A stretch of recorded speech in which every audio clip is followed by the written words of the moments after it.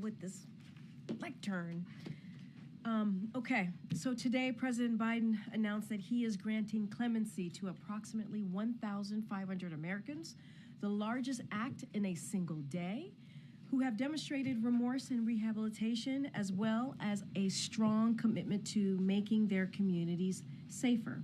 The president is commuting the sentences of 1,500 individuals who were placed on home confinement during the COVID-19 pandemic and who have successfully reintegrated into their families and communities. He's also pardoning 39 individuals who were convicted of 9 non-violent crimes.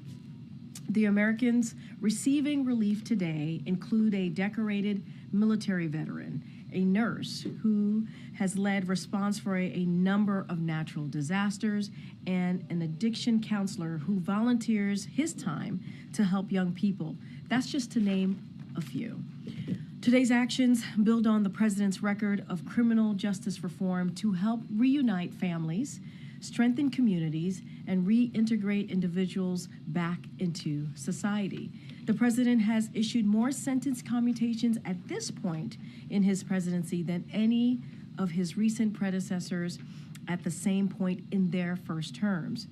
He's also the first president ever to issue categorical pardons to individuals convicted of simple use and possession of marijuana, and to former LGBTQI plus service members convicted because of their sexual orientation. As the president has said before, America was founded on the premise of second chances. For far too long, our criminal justice system has closed doors of opportunity for too many people who should have the chance to once again participate in daily life and contribute to their communities. And as the president said in his statement, he will take more steps in the weeks ahead. He and his team will continue reviewing clemency petitions to advance equal justice under the law, promote public safety, support rehab and reentry, and provide meaningful second chances. And with that, I have my colleague here from the National Security Council, Admiral Kirby, to talk about foreign policy news of the day.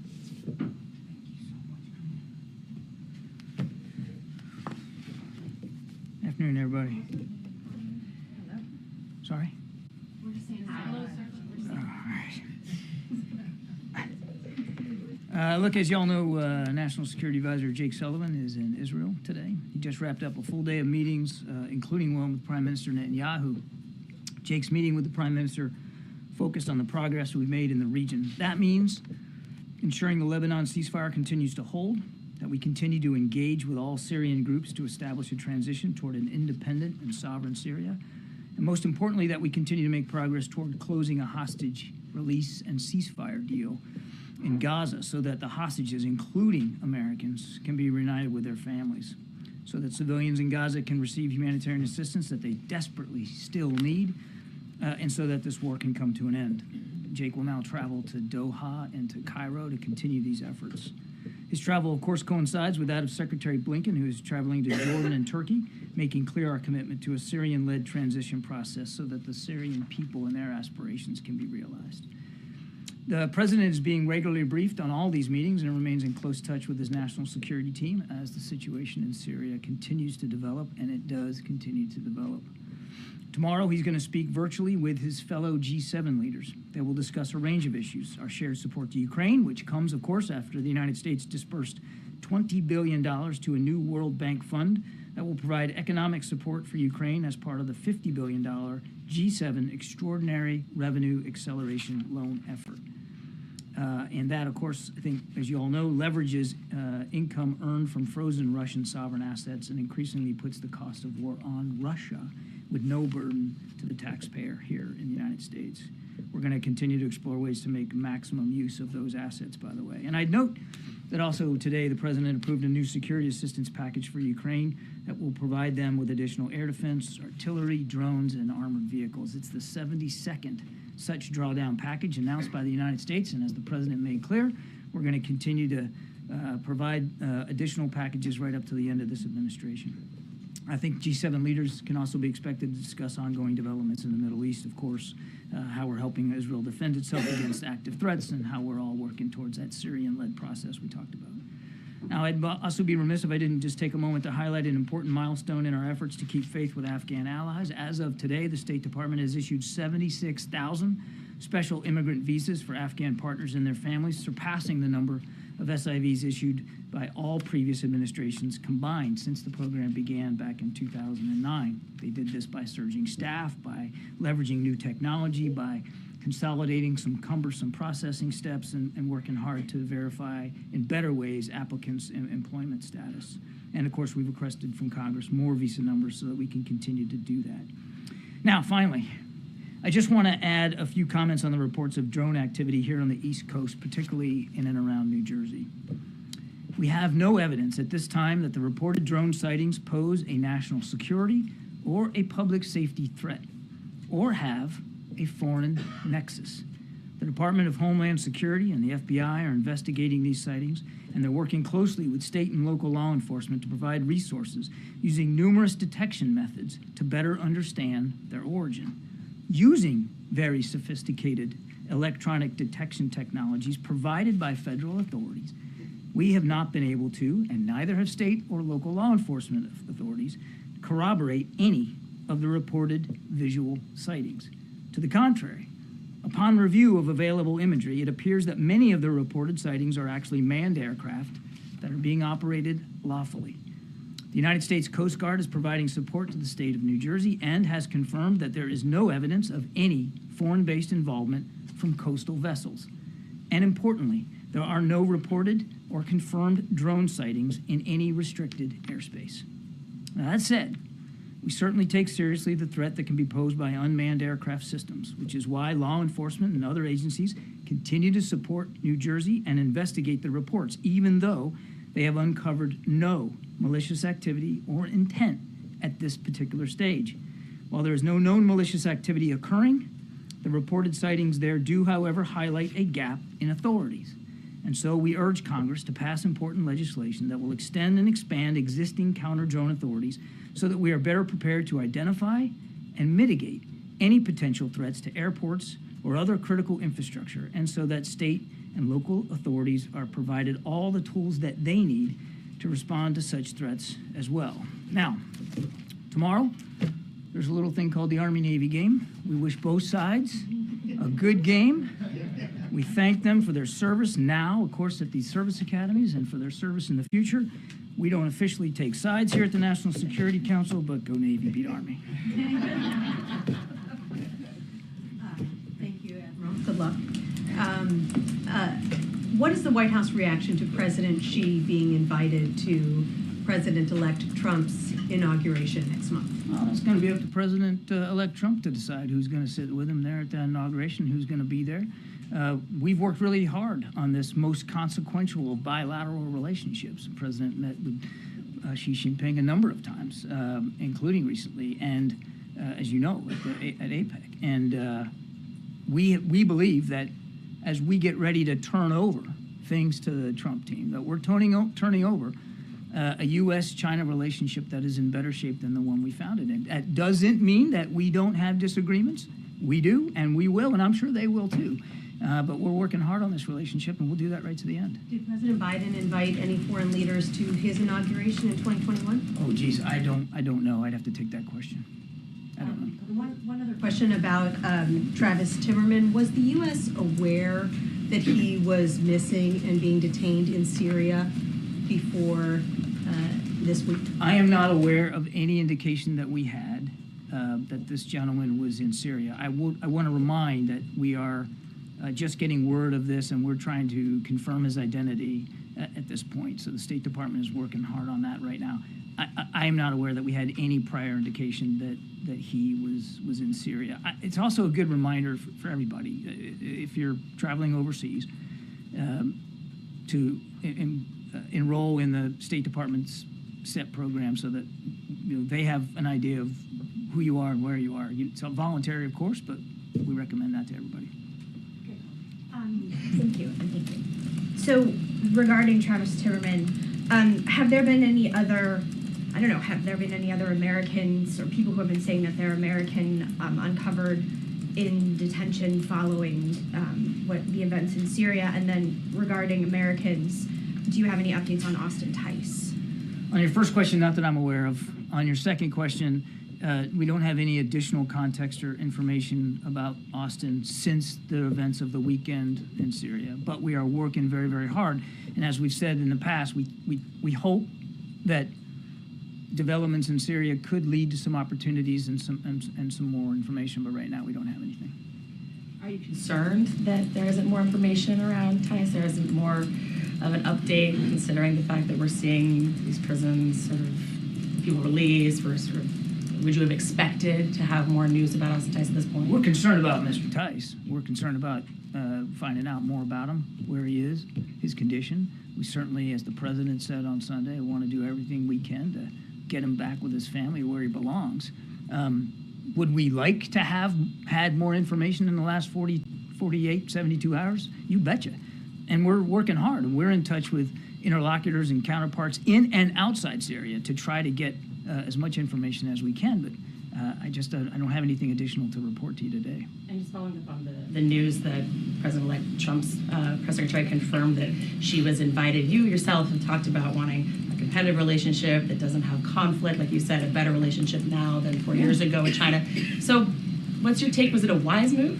I'm not gonna, it's not my place from the podium here to pass judgment on the invitations to the inauguration. That's really for the Trump transition team to speak to. Look, I would just again say this. It is without doubt the single most consequential bilateral relationship that the United States has in the world. And it is a relationship that is both fraught with peril and with opportunity. And when we get ready to turn over to the Trump team, we will make sure they are fully informed about everything President Biden has done, and he has done a lot, to get this relationship on a more stable footing. And it'll be up to them to determine how and to what degree they want to carry that forward. And if that means having a conversation with President Xi around the inauguration that President Trump wants to do, well, again, that's his prerogative. President-elect Trump President-elect Trump this morning also kind of dismissed a question about protecting Taiwan. Could you talk at all about conversations that the current Biden administration might be having with Taiwan in this moment, if there's more security concern with those friends and partners with an incoming Trump administration? I think Taiwanese leaders know very well where President Biden stands on our continued support to Taiwan's self-defense. I think that they also clearly understand that we don't want to see any cross-strait tensions resolved through violence or force, and that we're committed to our obligations under the Taiwan Relations Act. So I'm not aware of any additional specific conversations that have happened in recent days, but I think it's pretty apparent to everybody, including the PRC and President Xi, where we stand on the issue of Taiwan self-defense. Thanks, Karine. Thanks, Admiral. What's your response to President-elect Trump saying in his Time magazine interview that it was a foolish decision by the Biden administration to let Ukraine fire long-range missiles into Ukraine? Yeah, look, I'm not going to get into a back and forth with the President-elect and what he's saying in the media space. All I can do is reiterate what President Biden's policy and guidance has been, and that is to do everything we can, including today with this package that we're announcing, to make sure Ukraine can continue to defend itself, so that if and when this comes to some sort of negotiation, that President Zelensky is in the best possible position, that has the most leverage possible, that he has the most success on the battlefield that he can take into that negotiation. That has included additional policy guidance that President Biden issued not long ago to allow for some long-range missile systems to be used to help Ukraine defend itself across that border, and that policy still stands.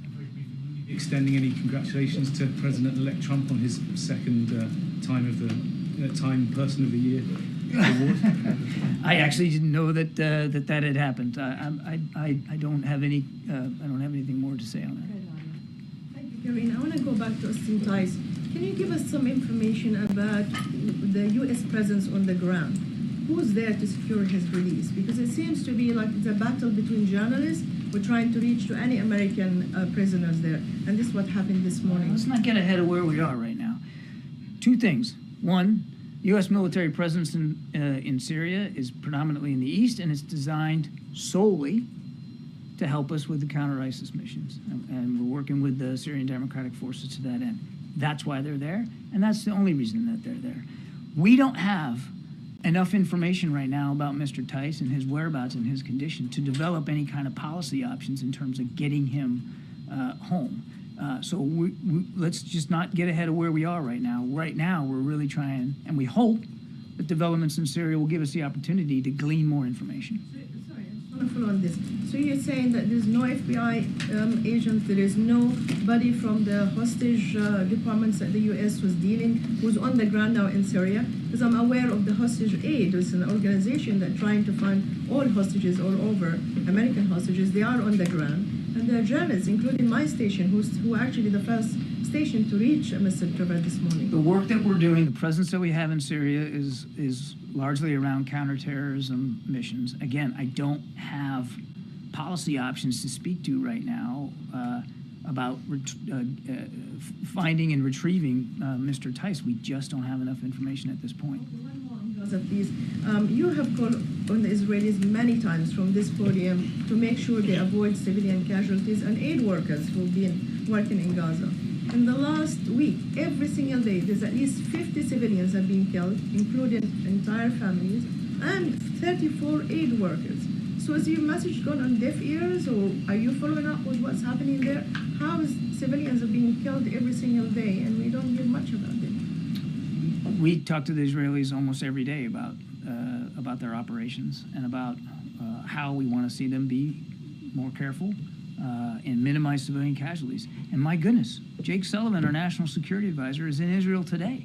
And this very much was a part of the discussions he had with the Israeli national security team as well as the prime minister. He brought it up today. Secretary Blinken is in the region. I have no doubt that he'll be bringing it up as well. Yeah, Patsy.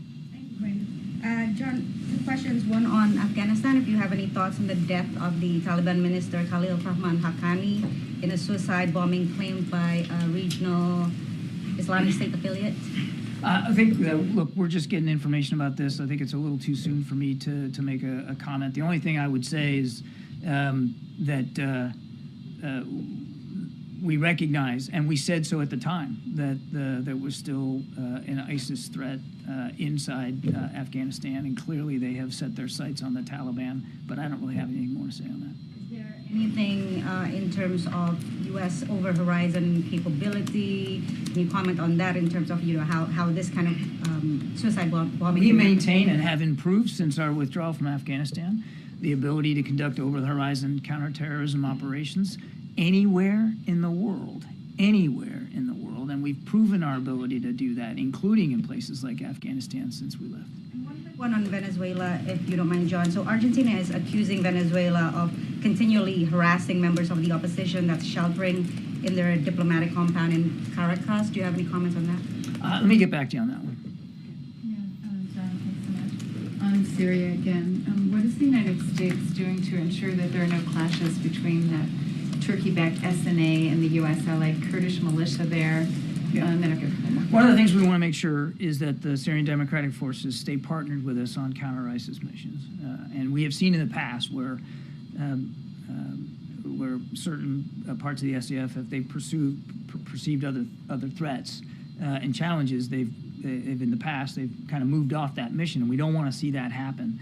So we're in very close touch with our SDF partners to try to maintain that focus on counter-ISIS missions, and we are just as importantly in touch with our Turkish counterparts, including Secretary Blinken, to make sure that we understand what they're trying to do, and that we both take steps that help preserve the effectiveness of the counter-ISIS mission, and that it's not diminished in any way. Okay, I mean, the relationship with the Turks hasn't been the best. So how do you hope to ensure that this, message gets through and is respected? By being there and talking to them, which is what we're doing today. Okay, and then just one more on Syria. or rather on Austin Tice. There have been reports, scattered reports, that he could be in Iran. Can you say anything to that? I can't. As I said, and it's an honest answer, we just don't have enough context right now to make a judgment about his whereabouts or his condition, and that's why we're working so hard. And we are, as we speak, you and me today, we are asking those questions, and we hope that what happened in Syria over the weekend may give us an opportunity to learn more. Are you directly in touch with the Iranians about this? We have been in touch. I'll just say this. As you would expect, or at least I hope you would expect us to be, we have been in touch with interlocutors and groups and leaders all over the region. And we have various ways of being in touch. Some's indirect, some's indirect. But I think it's safe for you to assume that given the events over the weekend, it's a full court press to see what we can do to find out more about Austin Tice. That includes having a whole heck of a lot of conversations with a lot of different folks. Okay, and then just one more quickly on Gaza. So Jake said he thinks the ceasefire deal may be near. We've obviously heard that before. And Jake said we've heard that before, and we haven't always been able to get it across the finish line. We're being pragmatic about this. I know, but I mean, what, how are the circumstances different now? What dynamics could be different that would actually make a deal happen? That's a great question. I think if you're Hamas right now, which is still fairly a rudderless organization, and you look at the world today, the options aren't good. Your military capabilities have been all but decimated. Your main leader is gone. The leader of your buddy Hezbollah, he's gone. Nasrallah is gone. Hezbollah is now in a ceasefire arrangement, which is still holding with Israel. And Iran is not coming to the rescue. There is no cavalry for Hamas right now. So this is the time, and I think that's what Jake was alluding to. There has been an awful lot of pressure put on anybody who is supporting Hamas, and now given where they are and how weakened they are, this is the moment to make this deal, and that's why I think Jake believes that we're getting close. I mean, this is a great opportunity right now to do it.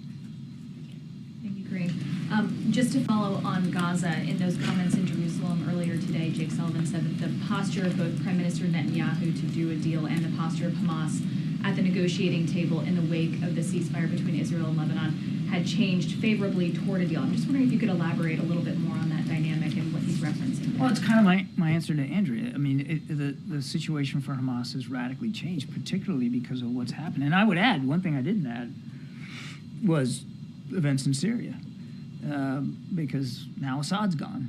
And who was Assad's main backer? Iran. Iran was not only unwilling, but unable to come to Assad's rescue. It's just more proof, or should be more proof, to Hamas leaders that there is, as I said, no cavalry coming to the rescue. So they're at a moment of weakness and desperation. This is the time to make this deal and move forward on it. Now, whether they'll do it or not, as Jake said, we can't be certain. But we believe there's an opportunity here, a moment, and that's why Jake's in the region. On Syria, the U.S. has stated that one of its primary goals is to make sure that ISIS does not reconstitute there. In the days since the Assad regime has fallen, have you seen any information or any intelligence about cells or larger groups that are trying to exploit this opening? I'm not going to get into too much on the intel side. I'll just tell you that we're watching this real closely, and that is a risk, that is a worry, that ISIS, this is a group that loves ungoverned space, and you can expect, we have to expect, that they're going to look at what's happening here with the fall of Assad, and now Russia or Iran not coming to the rescue, Russia now also not coming to the rescue, and Russia's worried about their own presence in Syria and how that's going to look. You would expect that a group like ISIS would try to exploit that. So we're watching it closely. I don't have any, again, additional intelligence indicators to speak to today, but it is something we're laser focused on. And then just broadly on foreign policy, there is only one president at a time, but we've seen the president-elect wade into his preference for what the U.S. does or doesn't do in Syria, the U.S. approach to Ukraine, to the Middle East, and now the transition is also, as you guys have said, working hand in glove as you push for a ceasefire in the region there. He's also inviting world leaders to inauguration. Is this having an impact on your foreign policy? No. I want to go back to your first question, though. The other thing I want to stress on this ISIS thing is that is why, and the president said this Sunday, the concerns about ISIS is exactly why that mission in Syria, the U.S. military mission, and the partnership with the SDF is so important, and why we want to see it continue. Two questions, one on Bangladesh, then on India. On Bangladesh, over the past few weeks, several Hindu American groups across the country have been holding protest marches, one outside the White House over the weekend. They're protesting against the continued killings of Hindus and the temples in Bangladesh after the fall of Sheikh Hasina government. Is the president aware about it? Did he raise this issue when he met his friend and the interim government chief, Muhammad Yunus, on the sidelines of the UN? We're watching this very, very closely, and the president's following events closely as well. The security situation in Bangladesh has been difficult following the ouster of the former prime minister, and we've been working closely with the interim government to enhance the capability of their law enforcement and security services to deal with the challenge. We've been very clear in our engagement with all Bangladeshi leaders that protection of religious and ethnic minorities is absolutely critical, and the leaders of the interim government have repeatedly committed to providing security to all Bangladeshis, regardless of religion or ethnicity. We want to hold them to that. And on India, as the president concludes his 4-year term, what do you think are the key achievements of India-US citizenship? The president is very proud of the way in which our bilateral relationship with India has transformed during his administration. I mean, we've elevated the Quad now, the Indo-Pacific Quad. I don't know how many meetings he's had now inside the Quad and bilaterally with the Prime Minister. There's an awful lot in our relationship that has improved military-to-military communication and defense security partnerships there in India and in the Indo-Pacific writ large, people-to-people ties, economic ties. I mean, there's been an awful lot. Follow up on India. You mentioned about Quad. What is President's expectations from the coming administration on Quad and other IMEC? It's going to be up to the incoming administration. It's going to be up to them to determine how they leverage the Indo-Pacific Quad. We can only speak to the ways President Biden has. The bipartisan support to the India's relationship. Do I expect? India's relationship has been a bipartisan support, right?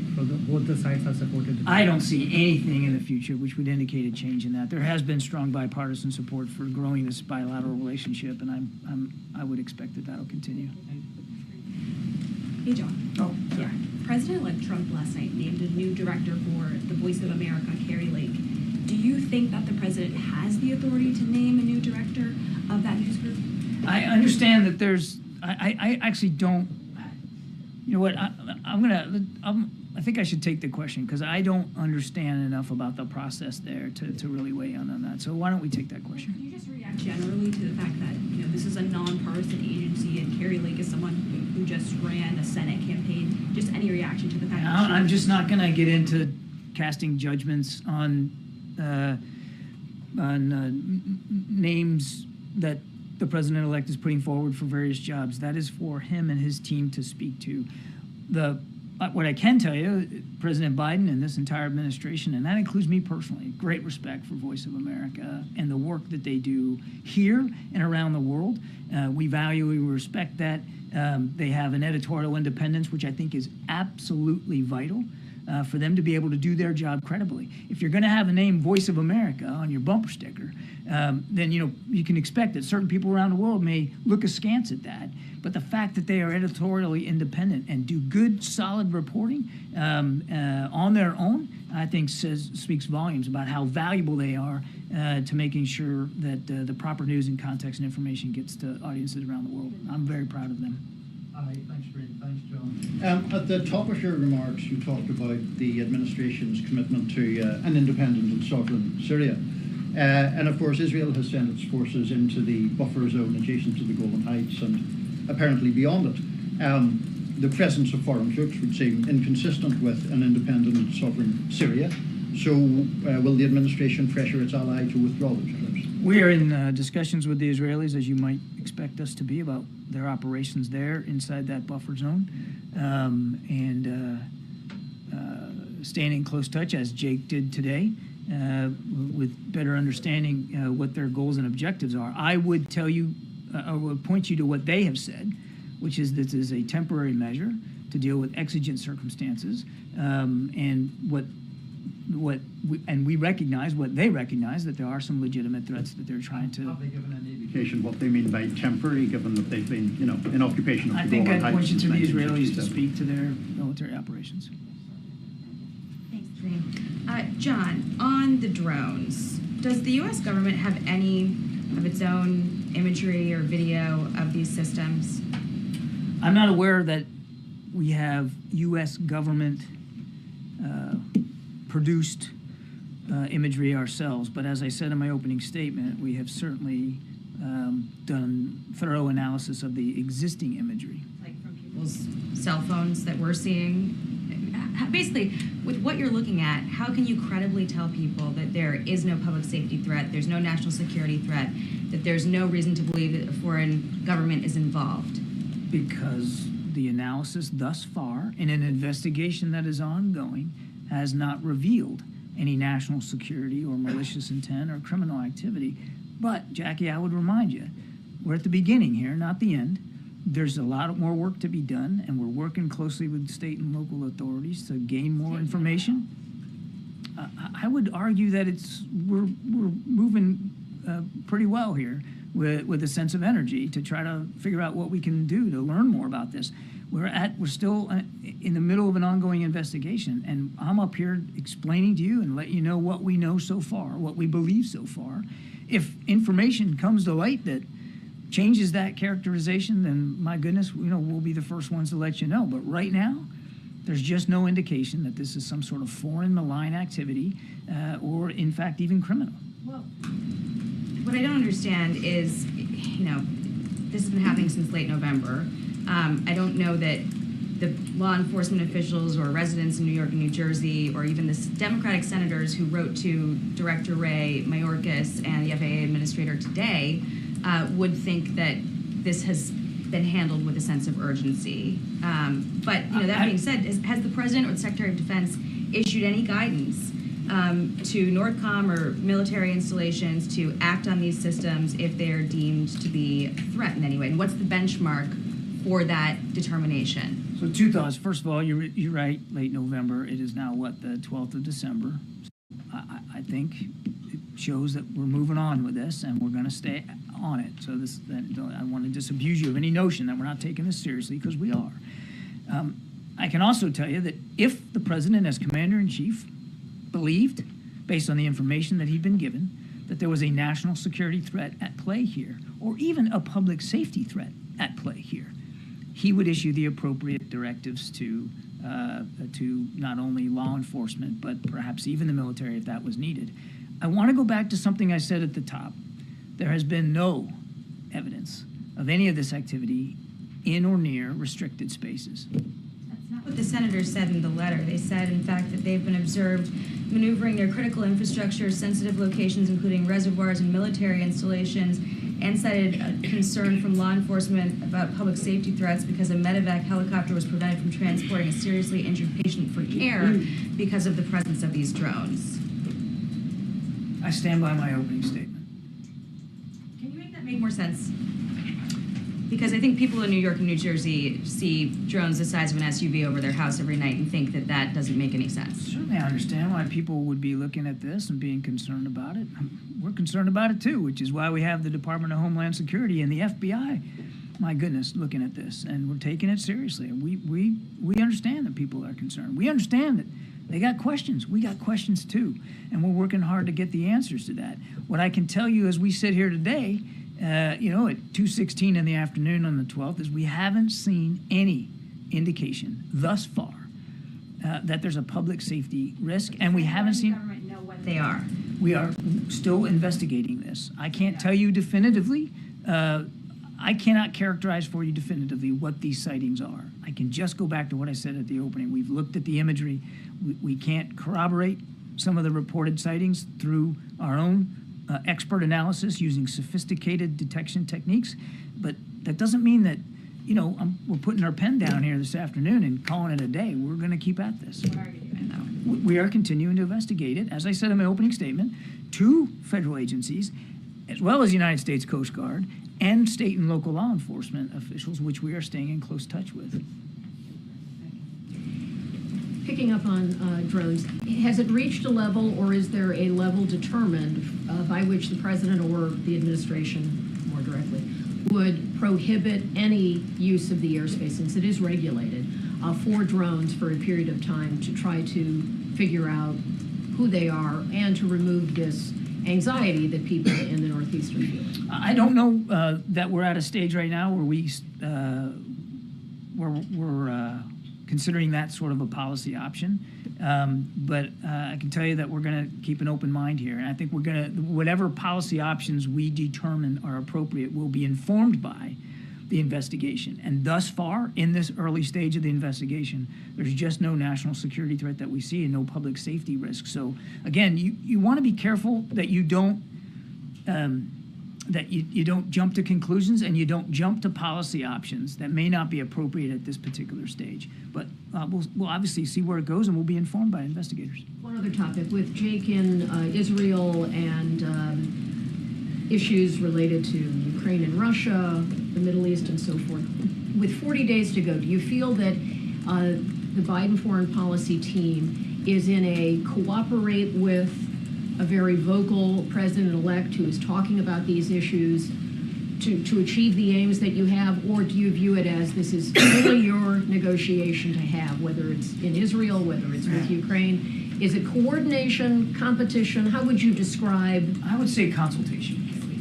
We are keeping the incoming Trump team fully aware and read in of not only what we're doing, but what we're thinking about doing, so that there's nothing they should see in the public domain, nothing I'm saying here, nothing Jake said in Israel, that would surprise them, that we're keeping them fully informed. And has the president or members of this administration asked the president-elect to pull back from public statements or phone calls or anything that might impinge on what you're trying to do? Not that I'm aware of. Final question. What do you make of reports that were out today that Austin Tice was seen alive in a prison in Damascus in 2022? I think I've answered this before. I just don't have, I've seen that press reporting. I don't have any information to verify that reporting, and I certainly don't have anything today that gives us a sense of his whereabouts right now. I'm asking, though, because the Israelis bombed that facility over the weekend, and so I'm wondering if there are any conversations with the Israelis about, maybe avoiding targets where Austin Tice or other prisoners might be held. We're, as I said earlier, it's a full court press to get more information about Austin, and we are actively in touch with interlocutors and counterparts throughout the region, and that includes Israel. Okay. Thank you so much. Thank you, Karine. Thank you, John. Thank you, John.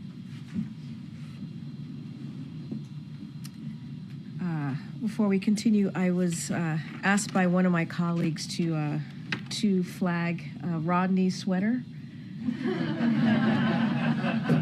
The amazing Christmas gear you got going on, sir, and the tie and all of it looks good. Thank you. And I hear that this is a normal thing during this season. Yeah. Okay. All right.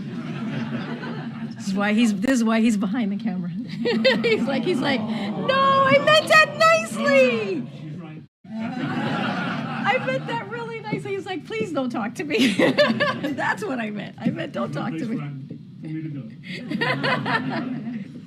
I appreciate you, Rodney. Thank you for what you do. Okay, with that, geez, it's a tough crowd. Colleen. Thank you. So let's see. On the pardons, Yes. I wondered if, there's been a couple categorical pardons, or categorical, I guess, grants of clemency by the president. So I wondered if we could expect more of those sort of categorical pardons, in particular related to the death penalty, which, the president had said during the campaign trail in 2020 he wanted to get rid of. And, I know it's paused, but it isn't gone. And there's, I think, 40 people on federal death row. The president-elect, has made no secret of his desire to continue the death penalty. So, wondering about that. And any other possible categorical ones. Sorry. Yeah. So I will say that during the president's remaining weeks, and he said this in his statement overnight, and I said it at the top as well, that he's going to continue to talk to his team to review any steps that he's going to be taking. He wants to take additional steps, obviously, to provide meaningful second chances. This is what this is all about. When you look at the actions that the president not just took today, but over certainly the last 4 years. And so they're going to continue to review clemency petitions, he and his team, in normal course. And certainly they want to further the criminal justice reforms in a manner that advances equity and justice, promotes public safety, supports rehab and reentry, which is all the things that I said at the top, and provides, again, meaningful second chances. So when we have more to share, we certainly will update all of you. But I think if you look at what the president has done over the past 4 years, as I just laid out, granting, in addition to what we announced today, granting 21 pardons, 122 commutations, he has certainly done more than his last 4 predecessor at this point in their first term. And so the president takes this very, very seriously and is going to review all options, and especially, as you stated, clemency petitions as we, close out these final few weeks. On pardons still, sure. We had a poll yesterday that just about 2 in 10 Americans approved of President Biden's decision to pardon his son. In particular, they were troubled by the fact that he'd gone back on his word. So I wondered what the president's message is to those Americans. I mean, I just go back to his statement that he put out 12 days ago, I think now, that Sunday. And I think that last paragraph where he talks really, truly directly to the American people about this decision that he's made, obviously as a president, as a father. But I would say more broadly, legal experts, you've heard me say this, you've heard from legal experts, specifically and analysts, former U.S. attorneys from across the country who have said, and they have all agreed, no one would be criminally prosecuted with felony offenses with these facts, the underlying facts that we have certainly have gone back and forth on. And I have quoted many times, and I'll do this again, the former Attorney General Eric Holder, who said no U.S. attorney would have charged this case given the underlying facts. Had his name been Joe Smith, the resolution would have been fundamentally and more fairly a declination, pardon warranted. And so I think the actions that the president took today, the actions that he's taken over the last 4 years when it comes to clemency, I think shows the president's commitment when it comes to trying to reform the criminal justice system, and obviously his commitment to that, but also giving people a second chance. And so, I think that as it relates to the American people, I think that I understand that you had this poll, and I get that, but I hope that they will understand the decision that he made, and what he's going to continue to do in these closing weeks as president. Do you think he should apologize based on what the polling found? What I think is, I think the president hopes that the American people hear him out. Again, going to that last part of his statement, and I feel that I should continue to reiterate that the American people out there should take a look at the president's own words, his statement, how much he wrestled with that decision, and how circumstances did indeed change for him in his view. And I quoted many times what Congressman Clyburn said when he spoke to the president 2 weeks prior, how the president was indeed reticent in making this decision. And when he saw that Republicans weren't going to let up, when we talked about the recently announced Trump appointees for law enforcement who have said themselves that they were going to seek retribution, and there was no reason to not take them by their word. The sentencing was coming up. All of these pieces certainly led to circumstances changing, and so he made a very difficult decision. And I just hope that in due time, the American people will see why he made this decision to move forward. In the meantime, I think this announcement, the statement from the president, this announcement today that we're making, nearly 1,500 people getting their commutation. I think it's important. I think it's important about second chances, giving people second chances, and so that's what the president certainly is going to continue to focus on. Different than commuting a sentence, though, or pardoning. someone who's been convicted of a crime. There was conversation at one point about the idea of preemptive pardons for someone who hasn't been convicted yet, but who might be a target of the incoming Trump administration. Is that still on the table? I'm not going to get ahead of the president. As I said, we'll have more. The president will have more to announce over the upcoming weeks as we close out our time here. I'm not going to get into the president's thinking. He's going to have conversations with his team. He's going to review clemency petitions. He's going to review options on the table, and so that's where I'm going to leave it. And I think 1,500 individuals, as you all know, who were placed on home confinement during the COVID-19 pandemic, and who have successfully reintegrated into their families and communities, and also pardoning 39 individuals is a big deal. I think it's important to those individuals and their families and their communities. As I've said, they've reintegrated into those really important pieces of their lives. And I think that's really important. And just building on what the president has done over the past 4 years. And I think today, I think it's a good day for many of those folks who deserve that second chance and who have proven to be able to take that on. Absolutely. Yeah. Some of the names that have been floated around preemptive pardon solutions, it would just be such an unusual, extraordinary step. We talked about in the news, we've seen Liz Cheney, Dr. Fauci. You're talking about the preemptive pardoning. Right. I understand you don't want to get ahead of the president's thinking, but are any of those names wrong or still? Like, can you tell? I mean, do you want to tell us anything about? It would be a bad move on my behalf if I preempted the president or previewed anything that the president was thinking about, considering, and so this is something that he's going to talk with his team about. And I just don't have anything beyond that for you. Again, I think today is a very important day as we talk about the criminal justice system, as we talk about giving people who have shown that they can reintegrate into their community, back into their families, a second chance. I think that's a big deal, and I think that shows the president's commitment to this. And the president talks a lot about what this country has to offer and possibilities, and you see that in every action that the president certainly has taken when it comes to this issue and so many other policies that he's put forward. So, Karine, I'm asking you this question. I'm going to ask it one more time. Yep. You have been working on an Islamophobia or a strategy to counter Islamophobia that would partner with the strategy that you've already released to countering anti-Semitism. We've been waiting for it for a long time. Do you have any further updates on when that could be released? Do you anticipate it coming before the end of the year? I would say stay tuned. This is obviously something that we're very committed to when it comes to protecting communities across this country.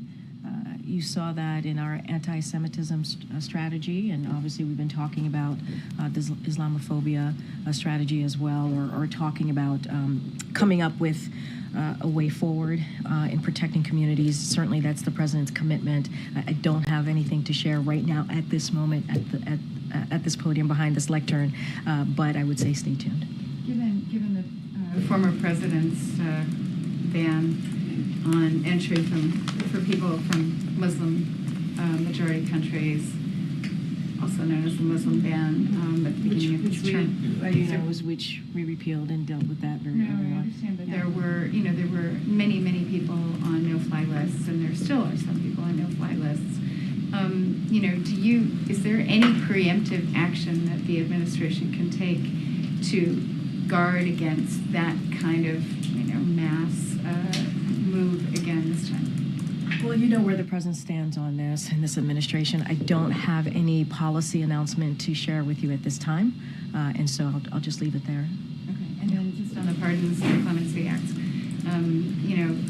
numerous groups have sort of asked the administration to go even further, to be even more bold in terms of saying that there's something like 9,000 additional petitioners, some of whom are chronically ill, some who are aging, some have very young children. I know that you are still reviewing these things, but can you say something about the scale? I mean, is this the sort of is this the big move that we're going to see, and then we'll see sort of individual pardons coming forward, or will there, do you anticipate that there could be another larger he'll move? I'm not going to get into the strategy. I'm not going to get into numbers. I'm not going to get into what the president is currently thinking through. That's something that I'm going to do from here. But I don't want people to forget, and I said this at the top, and I just want to reiterate, we're talking about Americans who receiving relief, who are decorated military veterans, a nurse who has led response for a number of natural disasters, and an addiction counselor who volunteers his time to help young people. And that's just naming a few. And so that is important to note because these are the folks that we're talking about who are, again, reintegrating back into their communities in a way that's effective, in a way that's incredibly important, giving them second chances. And let's not forget all of the other ways that the president has been able to give second chances to Americans over the past almost 4 years when he's made these types of important decisions. So I'm not going to preview, I'm not going to get ahead of this president. It would not be wise for me to do so because he has to make those final decisions, and he has to review what's in front of him with his team. And I just want one more Sure, real quick sure. one. There's an anniversary coming up on Saturday for the Sandy Hook shooting, and I know that this is something that's very near and dear to the president. Obviously, but yeah. Is he planning any kind of action or statement? So don't have anything for you. As you know, we think during his presidency, I think over the past couple of years, even before his presidency, he's spoken to this day, this tragic day. And you're right, this is, when it comes to Sandy Hook and any devastating, horrific events like we saw on that day, and you know, the president has always spoken out to it. This is a president that understands loss, understands what that means to a family, understands what that means to a community. And Sandy Hook was one of those moments that tore us apart. I think if you think about that moment, and I think if you are just a human, and you remember that day, it is a heartbreaking moment. And obviously, our hearts go out to the families and certainly their loved ones who are still dealing with, every year, dealing with a difficult moment, a difficult anniversary. And so I know the president thinks about them almost every day. And I don't have anything to read out to you on how we're going to be acknowledging that day, but I'm sure you'll be continuing to hear from this president. Okay. Thank you. You talk about the clemency actions as historic, the big deal, as you called them earlier, and the real relief that is being brought to human individuals by the actions the president has taken. So in terms of sequencing, how did he come to the decision to pardon his son before these individuals? So I think we've gone back and forth on how he made that decision. The president obviously put, as I said, the president put a statement out 12 days ago, made that decision over that weekend. It was a decision that he wrestled with. I think we've talked about the politics around this, the decision that he made. He put out a pretty comprehensive statement. I've mentioned Congressman Clyburn's, his own words saying that the president, even 2 weeks before he had made that decision, was reticent in doing so. And he wrestled this. And as I've said many times, for him, there were consequences that changed his decision. I just laid that out moments ago. This action pending for thousands of individuals. Why not bring the relief to them before? I mean, and I was about to get to your question. This is what you see today. That was far from this being his first, right? I think we can't forget that. His first pardon or act of clemency. He has issued more, we cannot forget this, more sentence commutations at this point in his presidency than any other recent predecessors at the same point of their first term. And I talked about what he was able to do in April when he issued historic categorical pardons as well to address marijuana possession convictions and military convictions in the LGBTQ plus community. These are actions that this president has taken. And again, today is historic, but he has been taking these types of actions for some time now. This is far from the first pardon that the president has taken. We've gone back and forth. I've laid out what the president's thinking. He has talked about it directly in a statement in his own voice to all of you about 12 days ago. And so I don't have anything beyond that, but we can't look at today as being only the first action that he's taken. He's taken many actions to try and deal with giving an opportunity to people who have shown that they deserve a second chance, giving them opportunity to have that second chance. Anita Dunn, who was for a very long time the senior-most communications aide here at the White House, has been very critical of the president's decision to pardon his son. She called it extraordinarily bad timing. She said it was clear that the White House was not part of this process. And she called the president's rationale an attack on the judicial system. She goes, "The argument is one that I think many observers are concerned about. A president who ran to restore the rule of law, who has upheld the rule of law, who has really defended the rule of law, kind of saying, well, maybe not right now." How would you respond to that? I will respond in this way. She also agreed that Hunter Biden, and I quote, absolutely deserved a pardon. The deserved a pardon is her own words. So she supported that action. And I don't want to take away the record that the president has made on providing the most individual commutations in a single day, and I think that matters. And he'll certainly have more news to share in this area, in the clemency space, obviously in the near future, and we'll have more to share and certainly more to speak to. Was she right that the White House was boxed out of the process? What I can say is that I would obviously continue to refer you to the president's statement 12 days ago. He laid out his thought process, I think, in a very comprehensive way. We've gone back and forth here about how the circumstances had changed, but let's not forget that she also said that Hunter Biden absolutely deserved a pardon, and I think that matters as well. Okay. Thanks, Karine. What was President Biden's reaction to FBI Director Christopher Wray's decision to step down? Well, I will say is that the president certainly appreciates the service of Christopher Wray, the FBI director, and all that he has done in his role. I don't have anything more to say beyond that. Certainly, he wishes the FBI director well. Was the president disappointed that Wray is not going to be serving his full tenure? I don't have anything else to share besides the service that the FBI director has been able to provide, and he respects his service, and I don't have anything beyond that. Has President Biden spoken to FBI Director Wray since the director made that announcement, or was the White House given a heads up about the decision? I would say that I don't have anything to share of a conversation between the FBI director and the president since this decision was made, but the president is grateful for the director's service to our country, and I just don't have anything else beyond that to share. Can you, given the breadth of the pardons, can you describe a little bit about the president's process? Did he read into the individual cases? Did he accept a list from those who were working on this on his behalf? How much did he personally dive into particular stories?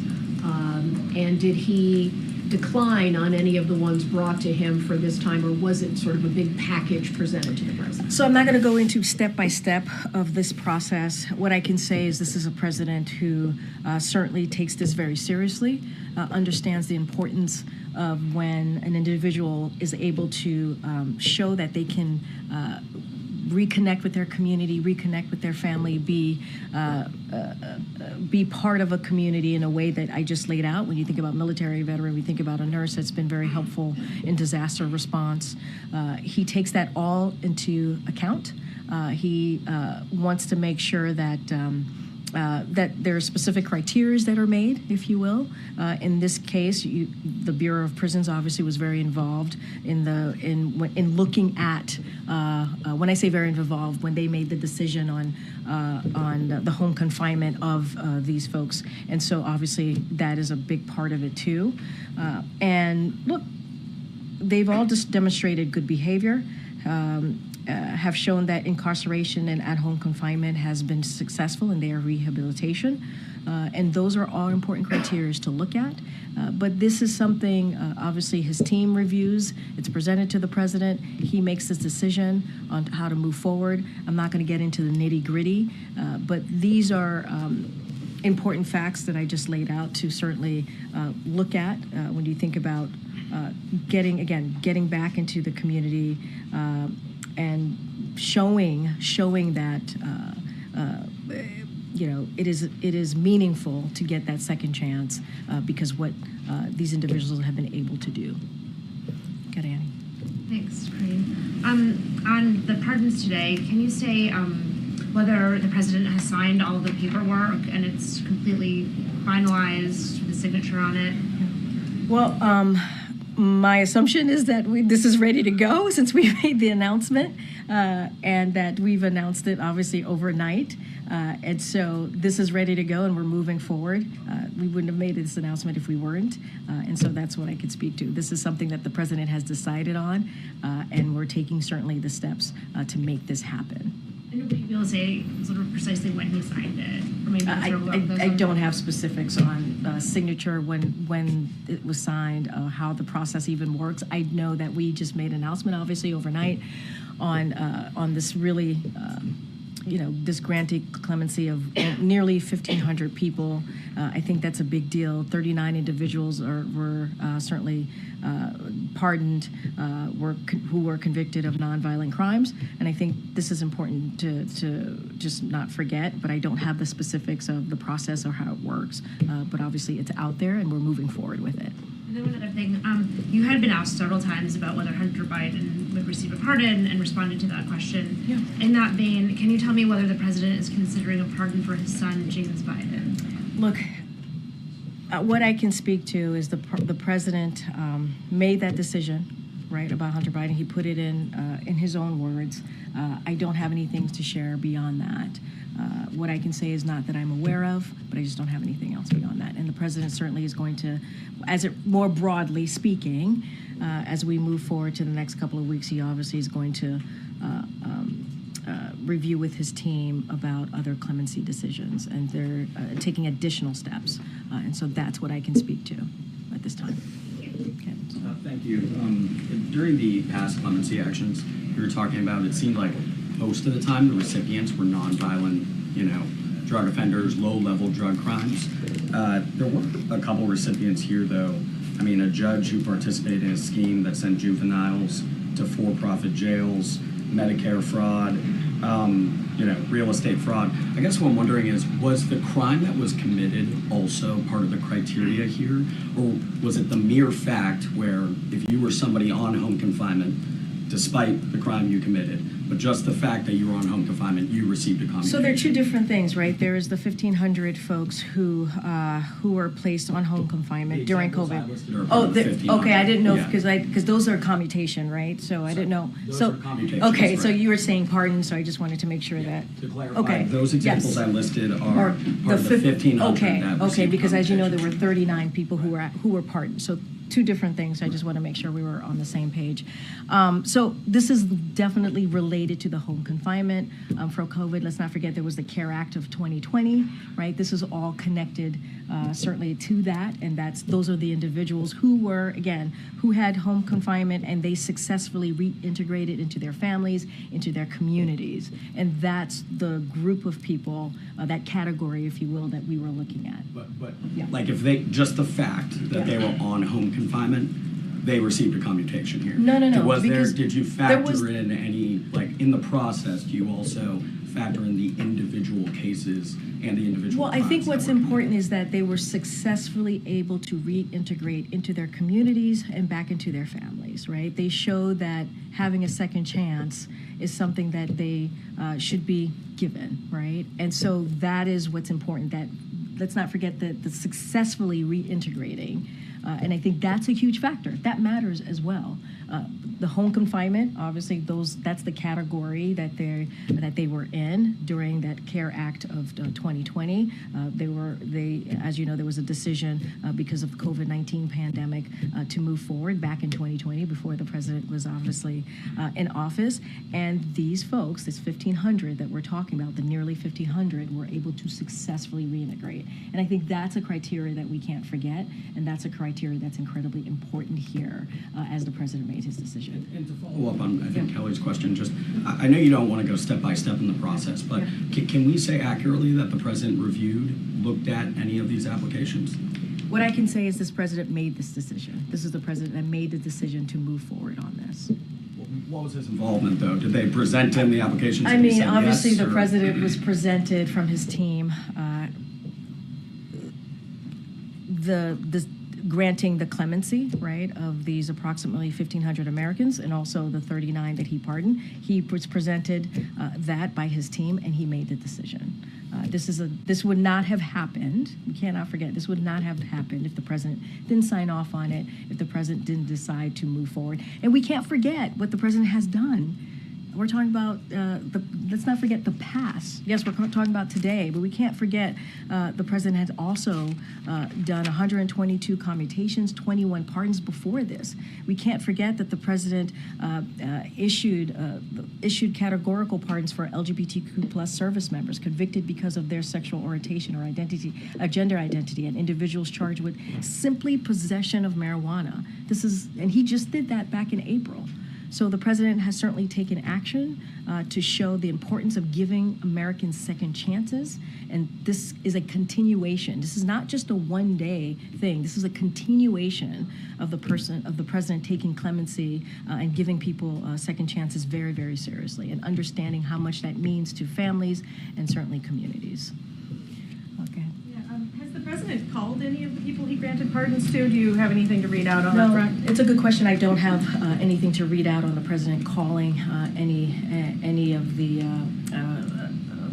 nearly 1,500 people or 39 folks that he was able to pardon today. I just don't have anything to share. And is he planning a farewell address at some point? Is there something in the works? Do you know where it might be, when it might be?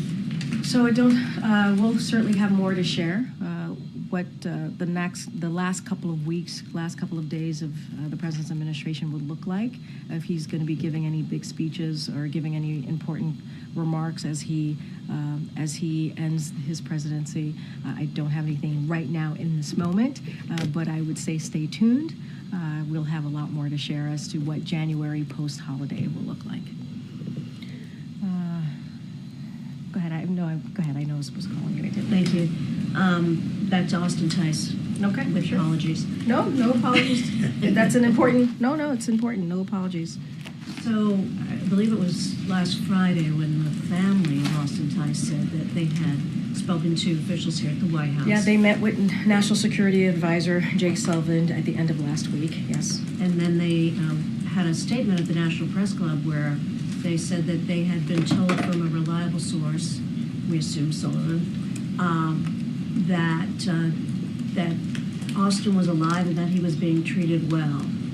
Yeah. So now we don't know any of that. So where did they get that information? So look, I'm gonna let the family speak for themselves. I can't even imagine what they're going through. I don't want to imagine what they're going through.